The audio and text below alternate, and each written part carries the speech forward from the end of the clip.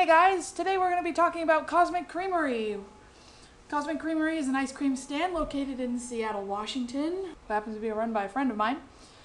I decided to go ahead and do a product expansion for them. They already do ice cream, so I thought, hey, let's see if they can expand their product into freeze-dried ice cream. So the cool thing about the ice cream that they make is that they make their own flavors, and they do fun stuff like maple bacon, and they also do salted caramel ice cream, which is absolutely wonderful. So my question is, how can we expand their product? What are the benefits of using this freeze-dried ice cream stuff? By the way, this is Kelly. She makes ice cream. She's super awesome. So freeze-dried ice cream is a good way to expand because it doesn't melt. It's lightweight, which makes it easy to ship. It's got a long shelf life, and it's pretty tasty. So I went ahead and did some research into doing this, and I focused on three main things: marketing and sales, production methods, and financing and costs. After we go ahead and take a look at those things, we're going to look at the recommendations I have for going forward with this. Marketing and sales. When you're looking into marketing something, you want to know, is it going to be popular, and what does the competition look like? So I took a look at Astronaut ice cream. Astronaut ice cream would sort of be the main competitor here. It's been around for 30 years. It's got a global market. These people sell freeze-dried ice cream all over the world, and they sell a lot. They sell 700,000 to 800,000 units a year. And that is a lot of ice cream. We will be coming in as a secondary competitor here. So one of the things we can do is expand upon our competitors' weaknesses.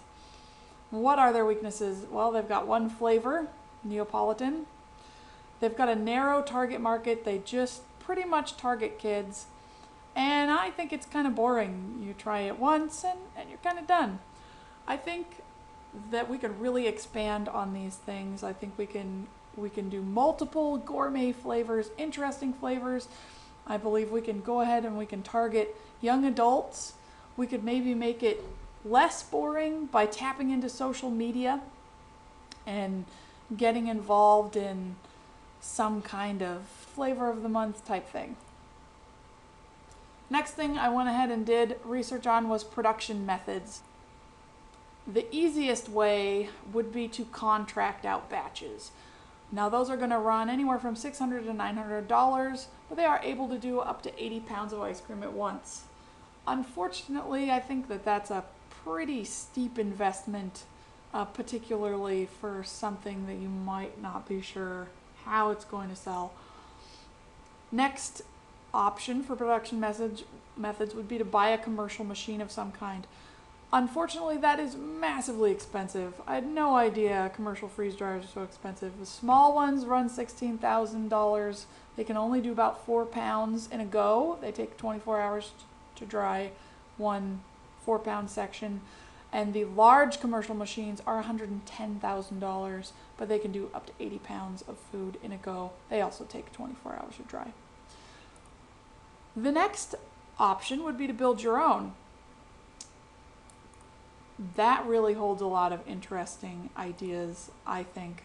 Building your own is going to be relatively inexpensive. The research that I've done on this indicates that it's not actually that complicated. The yield for that would vary depending on the size of the machine that you made.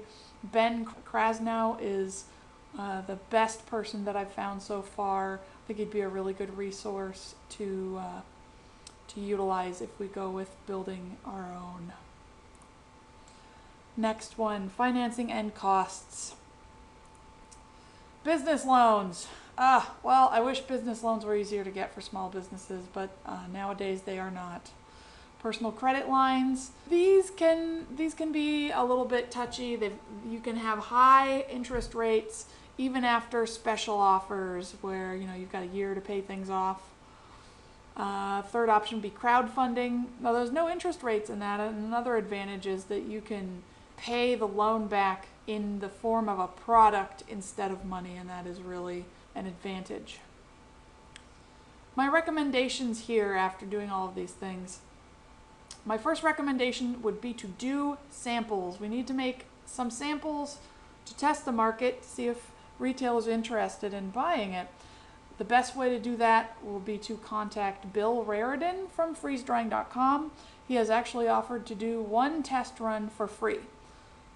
All we have to do is ship the samples to him and he'll ship them back freeze-dried.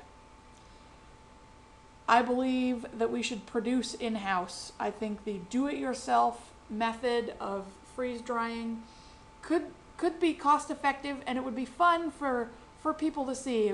It's full of science and it's exciting. Also, I think it would be easier to fix things if they go wrong.